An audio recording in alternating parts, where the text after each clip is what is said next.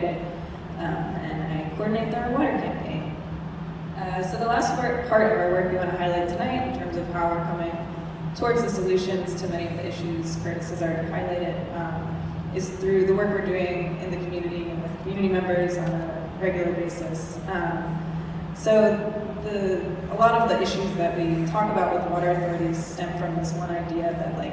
really just try to restate it as much as I can, because it's something that I feel like took me a long time to fully understand. But it's just the idea that even though water systems are complicated and there's all of this different infrastructure and different systems at work,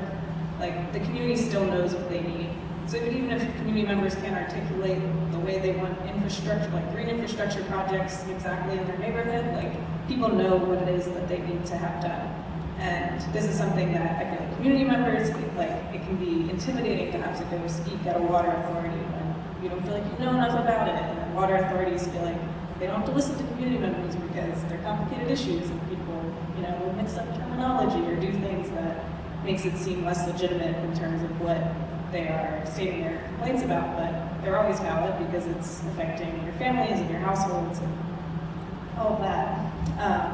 So the work we try to do is trying to bridge that gap. So by giving community members a way to communicate with water authorities, we hope that that kind of intimidation can be alleviated and people feel comfortable stating their complaints. So I'm not going to talk about this much because Curtis actually has a nice video, which I'm very excited to see. Miss Tanya Todd, which hopefully some people know here, but she has a really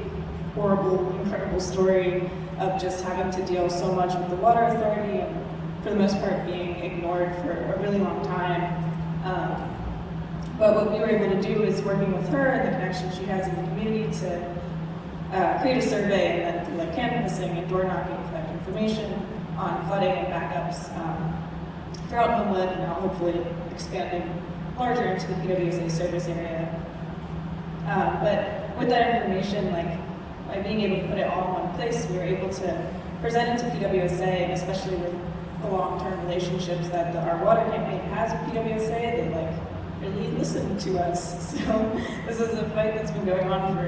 for months, and then we can just gather this information and have a meeting, and it results in something different than when people are having to do those fights on their own.